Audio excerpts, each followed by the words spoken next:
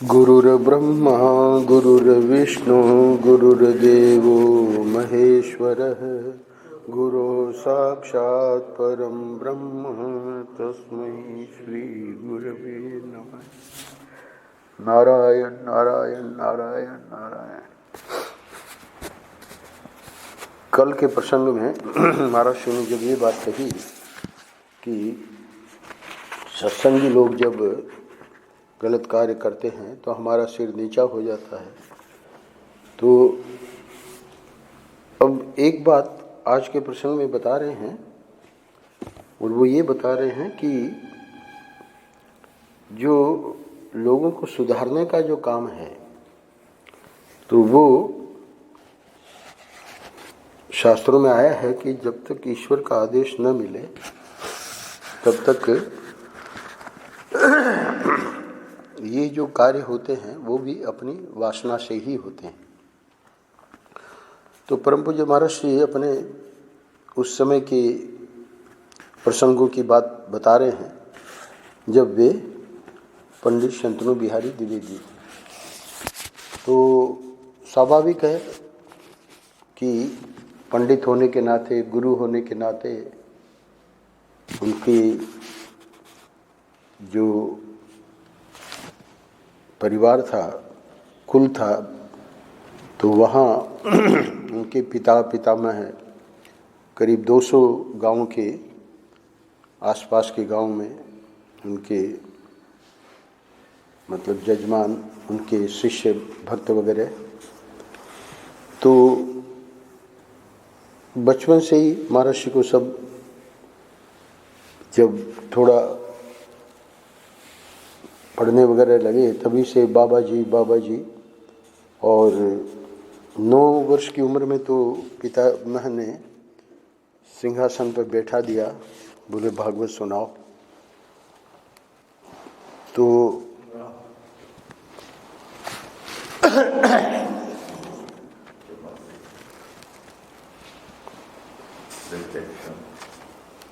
ये नहीं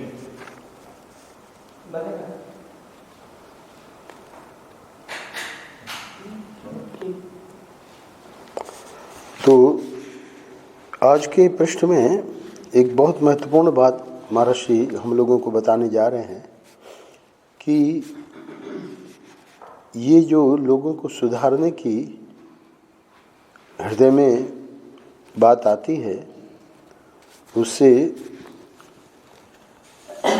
सुधरने वाला तो कोई कोई होता है, बाकी तो अपने को ही दुख होता है कि लोग हमारा कहना नहीं मानते। इसी से मिलता जुलता एक पृष्ठ पहले भी आ चुका है। वहाँ महाराज जी ने बताया था कि हमारे सेवा में रहने वाले, यानी जब महर्षि सन्यासी हो गए तो बातें तो मनुष्य का स्वभाव तो वैसा ही होता है। तो अब तो महर्षि सन्यासी हैं और वैसे भी बात नहीं है, अब तो लोगों को मानना चाहिए। बोले कि सबसे आत्मीय जो हमारा था उसको हमने कहा कि तुम जो मिर्च मांगते हो, पहली बात तो है कि ब्रह्मचर्य के लिए मिर्च लेना महाराज ने कहा कि वो ठीक नहीं है। तो वो भी अपने उस स्वभाव को उसने नहीं छोड़ा। बहुत महाराज ने प्रयोग किए, सब प्रयोग फेल हो गए। तो पृष्ठ हम कर चुके हैं। आज के पृष्ठ में दूसरे 2 दृष्टांत दे रहे हैं गांव के। कुत्ते की पूंछ फिर टेढ़ी की टेढ़ी। आज के पृष्ठ का शीर्षक है, आज 29 अक्टूबर है, तो जीवन मुक्ति विवेक ग्रंथ का नाम है। और इस विषय पर क्योंकि महर्षि ने विद्यारण्य मुनि के उस ग्रंथ पर ही नहीं बल्कि योग वासिष्ठ में जो जीवन मुक्ति से संबंधित 8 श्लोक हैं, उन 8 श्लोकों पर भी विशेष चर्चा उन प्रवचनों में की है। तो उस ग्रंथ में जीवन मुक्ति को लेकर, तो जीवन मुक्ति जो है वो जीवित रहते हुए ही मुक्त है। कल जो महात्मा जी आए थे तो कल सुना रहे थे, नारद जी ने कस तरति मायाम, कस तरति मायाम, माया को कौन तरता है, तो जो संग को त्यागता है, यानी शरीर और संसार के संग का त्याग करके महानुभावेन सेवेत है।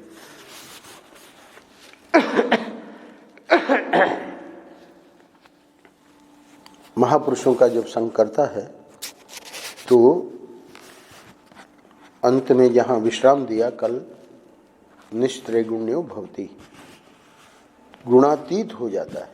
अर्थात जो महानुभाव महापुरुष सद्गुरु जो उसको साधना बताते हैं, वो साधना करते करते करते करते चित्त शुद्धि होकर और गुणों से परे चला जाता है। तो वहीं पर विश्राम दे दिया था क्योंकि समय पूरा हो गया था। तो ये जो गुणातीत है उसी को जीवन मुक्त कहते हैं। उसी को गीता में कई नाम दिए हैं। दूसरे अध्याय में स्थित प्रज्ञ, भगवान ने 12वें अध्याय में ज्ञानी भक्त के रूप में उसी को बताया, और 14वें अध्याय में गुणातीत। तो एक नाम इनका जीवन मुक्त भी है, जीते हुए ही मुक्त है। ऐसा नहीं है कि मरने के बाद मुक्त होंगे। तो ये जो जीवन मुक्ति विवेक है, ये विशेष विषय है वेदांत का। क्योंकि अभी ये महीने के अंतिम पृष्ठ हैं, तो महर्षि के वेदांत के ग्रंथों में से ये पृष्ठ लिए गए। तो जीवन मुक्ति, कल भी महर्षि ने संकेत किया कि उपनिषदों में ये बात आई है कि हमें क्या करना है, साधना क्या करना है। तो उपनिषदों में जब इतना साधन पे बल दिया गया है तो इस पे ध्यान देना चाहिए। क्योंकि जीवन मुक्ति जो है वो बिना पूर्व की तैयारी के, यानी चित्त शुद्धि के, भले व्यक्ति भ्रांति में अपने को मानता रहे कि मैं जीवन मुक्त हूँ, पर उससे कोई न तो उसका कल्याण है न समाज का कल्याण है। जीवन मुक्त किसको कहते हैं, शास्त्रीय उसकी विधा क्या है, वो एक बहुत विस्तृत विषय है और बहुत गंभीर विषय है। तो उसी विषय पर महर्षि के जो प्रवचन हुए थे, तो यहाँ एक प्रसंगवशात ये बात यहाँ बता रहे हैं कि उसमें अपना ही कल्याण पहले करना होता है। जो व्यक्ति को लगने लगता है कि अब मुझे समाज के कल्याण में लग जाना चाहिए, तो वो बात बनती नहीं है। कैसे नहीं बनती, देखिए, कुत्ते की पूंछ फिर टेढ़ी की टेढ़ी। हमको बचपन में इस बात का बहुत शौक था कि हम अपने विचार के अनुसार जो बात ठीक समझते थे वह कभी कभी बड़े बूढ़ों से भी कह देते थे कि आपको ऐसा करना चाहिए और आपको ऐसा नहीं करना चाहिए। यहाँ रुक जाइए। तो ये बात जब महर्षि कह रहे हैं कि बड़े बूढ़ों को भी कह देते थे, तो ऐसा क्यों होता था? क्योंकि महर्षि का परिवार, जैसे मैंने बताया, शुरू से ही जो गांव के लोग थे वो बचपन में ही बाबा जी करके, तो ये विद्वान भी थे। तो विद्वान होने के कारण गांव के लोगों को देखते थे कि यहाँ तक कि बड़े बूढ़ों में भी ठीक ठीक संस्कार नहीं है, तो बड़े बूढ़े आदर करते थे, प्रणाम करते थे। उम्र महर्षि की छोटी थी, पर फिर भी जो भी आता था या जहाँ भी जाते थे तो सब लोग प्रणाम करते थे। तो महर्षि को जहाँ अपने विचार के अनुसार जो बात ठीक समझते थे, तो विचार तो ये जो महापुरुष हैं वो तो सब वहाँ ब्रह्मा जी के घर से भेजे जाते हैं, ऐसे महापुरुष।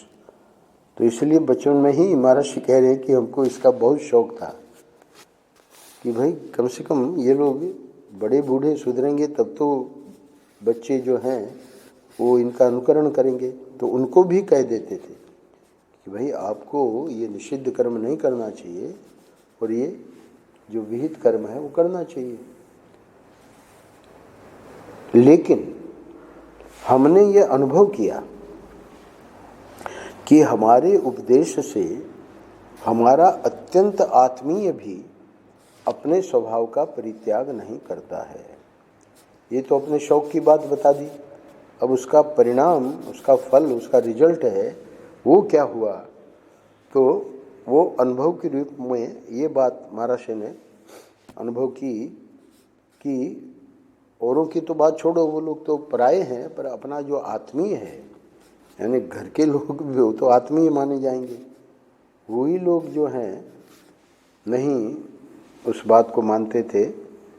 कारण क्या था कि जो उनका व्यक्ति का स्वभाव पड़ गया है तो उसका वो परित्याग करना कठिन समझता था, इसलिए सुन तो लेता था, पर आत्मीय व्यक्ति को भी महाराज श्री देखते थे कि वो स्वभाव का परित्याग नहीं करता है। नारायण अत्यंत आत्मीय जो अपना व्यक्ति है, जब वह भी अपना स्वभाव नहीं छोड़ता है तब दूसरों की तो बात ही क्या करनी है। तो वो जो बड़े बूढ़ों को समाज में महाराज श्री कह देते थे, तो धीरे धीरे इसका अनुभव होने लगा कि भाई जब अत्यंत आत्मीय व्यक्ति नहीं मान रहा है तो दूसरों की क्या चर्चा करें। अगले पैराग्राफ में दो दृष्टांत दे रहे हैं। अब देखो, हमारे गांव के जो ब्राह्मण हैं उनमें भी लहसुन प्याज चलता है। हमारे घर में तो नहीं चलता था, परंतु औरों के घर में चलता था। तो चलो क्षत्रिय वैश्य इनकी चर्चा छोड़ देते हैं, पर ब्राह्मण के घर में प्याज लहसुन पर वो हमने देखा कि ब्राह्मण के घर में लहसुन प्याज चलता था। हमने कोशिश की कि ये छोड़ दें, लेकिन उन्होंने छोड़ा नहीं। एक दृष्टांत तो ये है। तो प्रभु जी महाराज को लगा कि भाई हमको गुरु मानते हैं और इतना तो कर ही लेंगे हमारे कहने से, पर पता लगा कि किसी ने भी नहीं छोड़ा। आचार्य जी आए थे, उन्होंने एक बात बताई, बहुत जबरदस्त बात बताई। उन्होंने कहा कि हम घर छोड़ के ऋषिकेश चले गए। अब वैराग्य तो था ही, यज्ञोपवीत भी हटा दिया और चोटी उठी तो क्या, चोटी रहे न रहे उससे मतलब नहीं, यज्ञोपवीत ही हटा दिया तो संध्या वंदन वगैरह भी बंद कर दिया। अपना वहाँ जो भी करते रहे, अध्ययन ही था मुख्य रूप से। तो एक बार कांची कामकोटि के शंकराचार्य जी की पुस्तक पढ़ रहे थे। उनके उपदेशों की जो पुस्तक थी, तो वहाँ उनके संस्मरण में एक बात उन्होंने पढ़ी। बोले पढ़ के मैं इतना पश्चाताप हुआ, रोने लगा मैं, और फिर अपने को उस संस्मरण के पढ़ने के बाद अपने को मैंने सुधारा।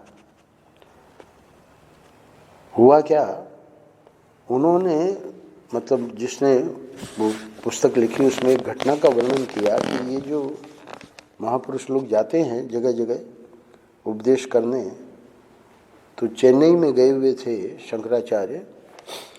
4 पीठ है, वो तो प्रामाणिक है 4 पीठ, पर बाद में ऐसा इतिहास में आया है कि भगवान शंकराचार्य मुख्य रूप से वहाँ कांची में रहे तो उसको भी ये लोग पीठ मानने लगे।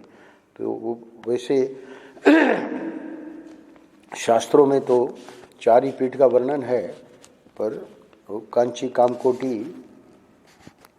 तमिलनाडु में स्थान है, वहाँ पर भी परंपरा से शंकराचार्य बनते आए हैं। उनका भी बड़ा आदर है। जयेंद्र सरस्वती वगैरह ये वहीं के हैं। तो जयेंद्र सरस्वती के जो गुरुजी थे परमाचार्य, महाराज ने भी उनके दर्शन किए थे। तो उनकी पुस्तक में, उनके संस्मरण में जब वो चेन्नई गए हुए थे तो स्वाभाविक है लोग आते हैं उनके प्रवचन में, विशेष रूप से ब्राह्मण वगैरह विद्वान वगैरह, तो सब आए हुए थे। प्रवचन के बाद शंकराचार्य जी ने प्रश्न पूछा ब्राह्मणों को, और वैसे भी क्षत्रिय वैश्य भी जो शिखा सूत्र रखते हैं, पर विशेष रूप से ब्राह्मणों को, कि आप लोग संध्या वंदन करते हैं कि नहीं। अब उनके सामने झूठ तो क्या बोले, तो मुश्किल से 2-3 को छोड़ के सब ने बताया कि हम नहीं करते हैं। बड़े प्रेम से समझा दिया करना चाहिए और चले गए अपने मठ में। उसके बाद 1 या 2 साल बाद फिर उनका चेन्नई जाना हुआ, मद्रास। तो चेन्नई में फिर से वही सब लोग आए। तो शंकराचार्य जी को ध्यान में था कि हमने इन लोगों को बताया था। अब वो पूरी घटना पढ़ रहे हैं आचार्य जी, हमारे मित्र। तो दूसरी बार भी पूछा, ये सोच के कि अब तो शुरू कर दिया होगा हमारे कहने से, पर बात वही की वही जो यहाँ हमारा श्री बता रहे हैं। तो देखा कि लोग बड़ा संकोच कर रहे हैं, क्योंकि फिर से वही प्रश्न कर दिया, पर सच सच बताया कि शुरू नहीं किया। तो वहाँ पर एक वाक्य आया, वो वाक्य ये आया, शंकराचार्य जी ने कहा ब्राह्मणों को कि इनमें आपका कोई दोष नहीं है, हमारी तपस्या की कमी है। ऐसा करके और फिर वे चले गए। उस वाक्य ने झकझोर दिया आचार्य जी को कि भाई हम ब्राह्मण हैं।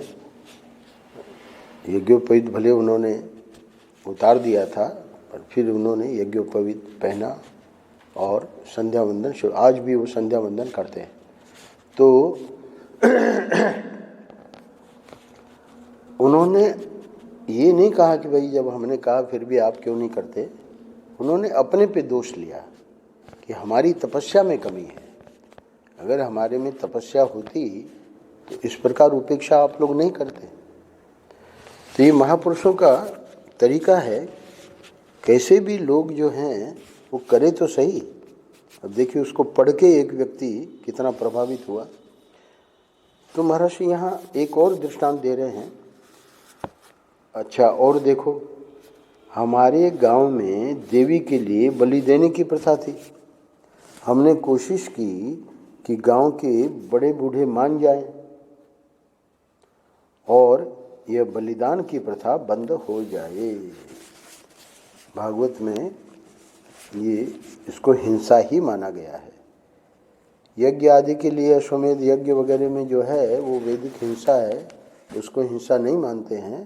पर ये जो बलिदान वगैरह है वो तो सब सकाम है, और वो जो सकाम होता है वो उसमें प्राणी को इस प्रकार से मारना ये बहुत बड़ा अपराध है। इसीलिए प्राचीन वरी का वहाँ जानबूझ के श्रीमद् भागवत महापुराण में वो बात रखी गई है कि इतने उसने यज्ञ किए थे, इतनी बलि दी थी, तो वो उसका भी भागवत निषेध कर रही है। क्योंकि उसको बताया नारद जी ने कि वो सब लोग है ना, जिनका तूने जिन पशुओं की बलि दी है वो सब तेरी प्रतीक्षा कर रहे हैं कि मर जाएगा तो हम इसको। तो कहने का अर्थ है कि महर्षि के हृदय में था कि भाई ये बलि प्रथा अगर हमारे कहने से बंद हो जाए तो बहुत बढ़िया बात है। महर्षि कह रहे हैं कि जो समझदार पुरुष होते थे वे हमारी बात मान तो जाते थे, क्योंकि जब हम बताते थे देखो भाई भागवत में इस प्रकार की बात है, तो समझ जाते थे कि भाई बात बिल्कुल शास्त्रीय है, बलि नहीं देना चाहिए, हिंसा है, इससे अपराध है, इससे हमको नरक जाना पड़ेगा।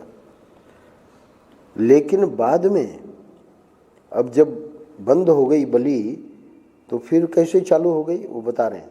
लेकिन बाद में स्त्री की बात को टाल नहीं सकते थे। कैसे? अब देखो ना, घर में उनकी स्त्री को सिर में दर्द हो गया, उसने कहा तुमने देवी के लिए पशु बलिदान बंद कर दिया है। जो परंपरा चली आई है ना, ठाकुर जी ने गिरिराज जी की पूजा करवाई, इंद्र की पूजा रोक दी। तो अब वो इंद्र देखिए कितना कितना क्रोधित हो गया। तो यहाँ तो क्रोध वगैरह की बात नहीं थी, परंतु जब ऐसी कोई घटना होती थी तो वो देवी जो हैं वो देवता को कहती थी, अपने पति को, कि तुमने, देवी मतलब वो जो स्त्री जिनको घर में सिर में दर्द हो जाए या और कोई रोग हो जाए, कि तुमने देवी के लिए, हमारे जो गांव में देवी है वो पशु का बलिदान मांग रही है और ये परंपरा चली आ रही है, तुमने बंद कर दिया। वो महात्मा उनके कहने से, पंडित जी के कहने से, तो इसलिए मेरे सिर में दर्द हो गया है। अब क्या करना है? तुम बलिदान करो। यानी जो हमारी परंपरा चली आ रही है उसको किसी के कहने से तुमने बंद कर दिया, वो उचित नहीं है। तो बस फिर चालू हो गया। तो महाराज ने देखा कि ये कुछ न तो प्याज लहसुन छूटा ब्राह्मणों का, न बलिदान छूटा, माने कोई न कोई बात ऐसी आ जाती थी कि हमारी बात बेमतलब हो जाती थी। तो प्रवचन हो रहा है जीवन मुक्ति विवेक पर, तो उसमें अंतःकरण की शुद्धि पर जोर है, क्योंकि बिना अंतःकरण की शुद्धि के जीवन मुक्ति संभव नहीं है। तो उसमें विहित कर्म करना और निषिद्ध कर्म छोड़ना, ये तो धर्म का जो फाउंडेशन है, नींव है, वही जब व्यक्ति के जीवन में नहीं है तो जीवन मुक्ति की चर्चा क्या है? वो तो आखिरी क्लास है। तो इसलिए महर्षि को ये बात बतानी पड़ रही है कि ये ऐसा हो क्यों रहा है। और आखिर में फिर वो जो महात्मा हैं वो स्वयं दुखी न हो जाए, उसके लिए क्या करना चाहिए। अंतिम पैराग्राफ में ये बात महर्षि बता रहे हैं।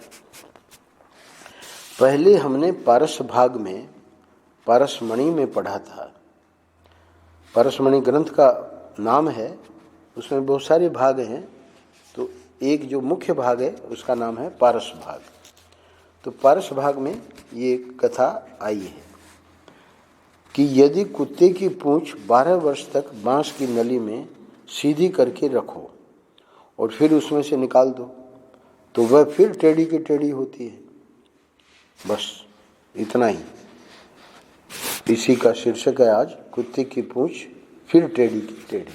यानी 12 साल तक सीधी रही बांस की नली में, तब तक तो सीधी हो जानी चाहिए। नहीं, उसको निकाल दो फिर टेढ़ी की टेढ़ी। तो 2 दृष्टांत देके बता ही दिया। अब इसमें शिक्षा क्या देनी है महर्षि को, आज का पृष्ठ जो संकलित किया गया है वो हमको जरा ध्यान से सुनना पड़ेगा। लोग अपनी गति से चलते हैं, सबकी अपनी अपनी स्वतंत्र गति होती है। इस वाक्य में महर्षि बता रहे हैं, कल्पना करिए कि पिता है और बच्चे को लेके जा रहा है बाजार में। तो अब पिता की अपनी जो कदम है वो स्वाभाविक है कि वो बच्चे को लेके जा रहा है, तो बच्चे के कदम के अनुसार उसे चलना पड़ेगा। जो लोग हैं समाज में, संसार में, हमको लगता है कि, है ना, महर्षि ने कहा ना कि हमको इस बात का बहुत शौक था कि हम अपने विचार के अनुसार जो बात ठीक समझते थे, पर देखना तो ये पड़ेगा ना कि वो जो जिसको हम कह रहे हैं उसकी स्थिति क्या है। तो वो तो अभी उस बच्चे के समान है कि पिता को बहुत छोटे छोटे कदम लेने पड़े। तो इसी वाक्य को महर्षि बता रहे हैं कि ये वाक्य अगर समझ में आ जाए कि लोग अपनी गति से चलते हैं। महर्षि कहा करते थे कि नरक से कोई आया है, अब मनुष्य बन के आया है, नरक में तो बड़ी पिटाई हुई, यातना शरीर मिला, तो अब भी वो चिड़चिड़ा स्वभाव उसका बना रहता है। जो स्वर्ग से आता है उसको देखो, यानी व्यक्ति के स्वभाव से देखने से पता चल जाता है कि कौन नरक से आया है, कौन स्वर्ग से आया है। तो कहने का अर्थ है कि हर किसी को उपदेश करने जाओगे, हर किसी को बताने जाओगे, तो ये बात भी हृदय में रखनी है कि लोग अपनी गति से चलते हैं, पहली बात, और सबकी अपनी अपनी स्वतंत्र गति होती है। शर्मा जी जब आए तो हमने चर्चा की कि श्याम जी का हम 11वां वर्ष होने जा रहा है। तो जब से हम आए दक्षिण से, ये आने लगे सत्संग करने हमारे साथ। पहले ये सब नहीं होता था, वो लोग आ जाते थे हमारे कमरे में, हम आनंद रत्नाकर का पृष्ठ कर लेते थे, पति पत्नी आते थे, पर कभी भी जो समय निर्धारित किया गया था उस समय से कभी नहीं आए। हमने बहुत कोशिश की, कोई असर नहीं पड़ा। इनके आने से हमने कभी चर्चा उठाई कि ऐसी बात है, तो शर्मा जी देखते थे, बोले कि ये बिल्कुल अपने समय से आते हैं, यानी हमारे समय से नहीं आते हैं, वो अपने समय से आते हैं। वही महर्षि कह रहे हैं कि लोग अपनी गति से चलते हैं, सबकी अपनी अपनी स्वतंत्र गति होती है, उसमें अपने को दुखी करने का कोई प्रसंग नहीं है। बुद्धिमान व्यक्ति जो है ना, वो ये प्रश्न उसके लिए समझने लायक है। यह जो दूसरों को सुधारने का प्रॉब्लम है, यह भी मनुष्य की नज़र को एक व्यक्ति पर या एक परिवार पर या संप्रदाय पर सीमित कर देता है। अभी 25 तारीख को राम भैया का प्रवचन हुआ, अब वो जो भी है अपना लेट आए, तो परसों हमको कह रहे थे कि भाई वो प्रवचन हमको रिकॉर्ड करके दे देना, हमको सुनना है।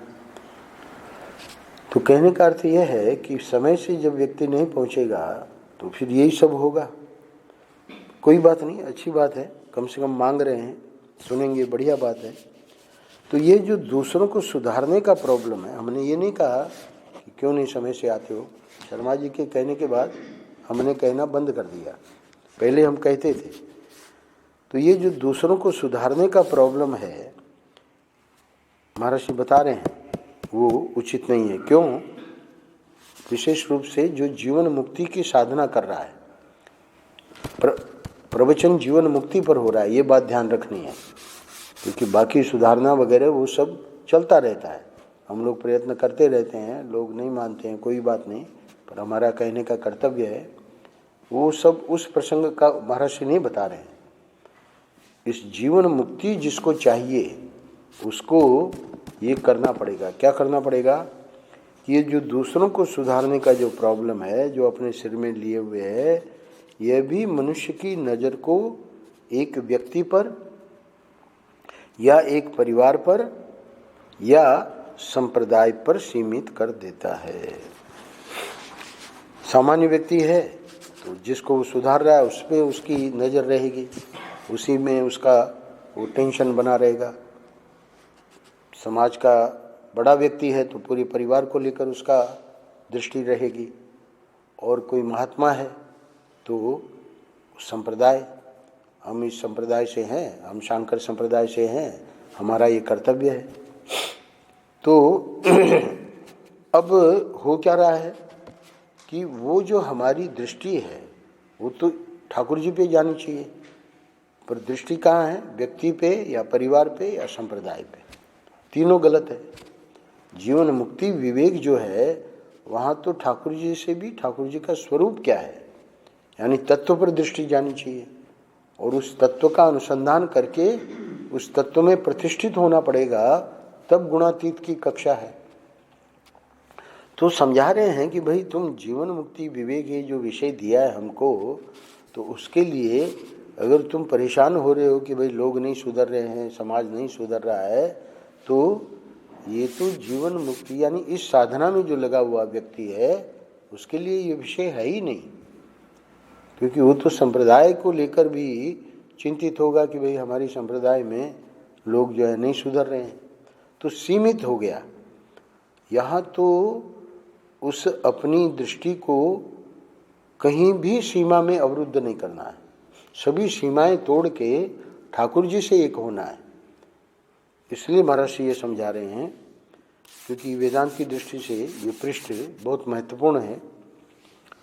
यह जो दूसरों को सुधारने का प्रॉब्लम है, यह भी मनुष्य की नज़र को, यानी यहाँ पर कहना पड़ेगा कि ये जो साधना कर रहा है जीवन मुक्ति की, उसकी नज़र को एक व्यक्ति पर या एक परिवार पर या संप्रदाय पर सीमित कर देता है। अपने दृष्टिकोण को बहुत उज्जवल, बहुत निर्मल, बहुत व्यापक बनाने की जरूरत है। जीवन मुक्ति विषय दिया गया है, तो इसके लिए तो वो जो दृष्टिकोण है वो अगर कहीं भी सीमित है तो वो तो जीवन मुक्त बन ही नहीं सकता। वो तो गुणों के अंदर ही रहेगा ना। सत्व रजस तमस, हम सात्विक हैं इसलिए हम ये कार्य कर रहे हैं। सत्व से भी परे जाना है, गुणातीत बनना है। तो गुणातीत बनने के लिए तो क्या करना पड़ेगा? अपने दृष्टिकोण को बहुत उज्जवल, यानी ठाकुर जी, एक व्यक्ति ने बड़ी तपस्या करी तो ब्रह्मा जी प्रसन्न हुए। तो महात्मा लोग कथा सुनाते हैं कि ब्रह्मा जी ने कहा कि वर मांगो।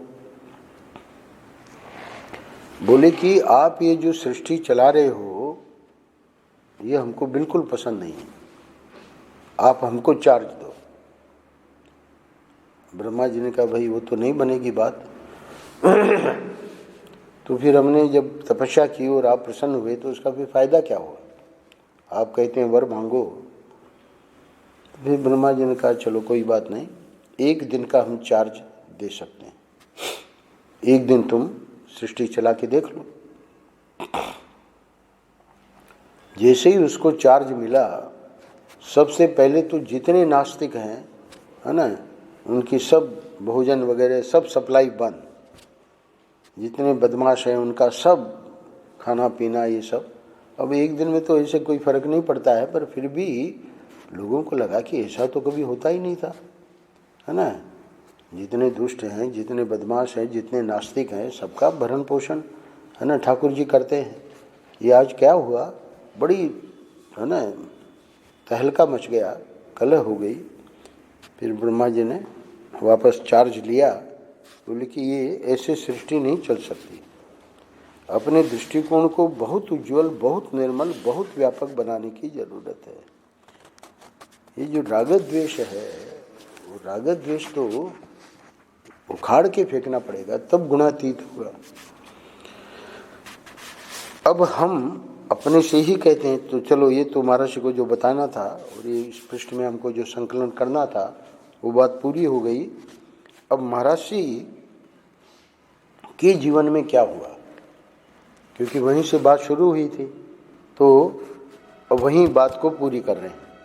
अब हम अपने से ही कहते हैं कि हमारे मन में शिक्षा देने की जो वासना है वह हमारा दुख है। आज आप दुखी दिखाई दे रहे हैं। महर्षि ने बात को पकड़ लिया कि सामने वाला दुखी नहीं कर रहा है, हमारी जो ये वासना है, क्या वासना है? हम अपने से ही कहते हैं कि हमारे मन में शिक्षा देने की जो वासना है वह हमारा दुख है। स्वामी तेजोमयानंद जी बहुत बढ़िया बात कहते थे। कहते हैं पिताजी हमको कहते जरूर थे, बेटा संस्कृत पढ़ लो, है ना, बहुत फायदे में रहोगे। देखते थे खेलता रहता है। इंग्लिश पे थोड़ा परिश्रम कर लो, बहुत फायदे में रहोगे।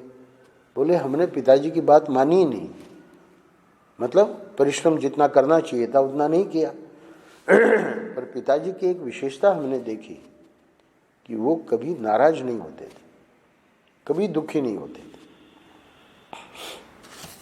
परम पूज्य महर्षि क्या कह रहे हैं, ये जो हम दुखी हो जाते हैं, इसलिए कहा कि हमारी दृष्टि सीमित हो जाती है, नज़र हमारी सीमित हो जाती है एक व्यक्ति पे, एक परिवार पे अथवा एक संप्रदाय पे। तो वो सीमित होना जो है उसी को बता रहे हैं कि अब हम अपने से ही कहते हैं कि हमारे मन में शिक्षा देने की जो वासना है वह हमारा दुख है।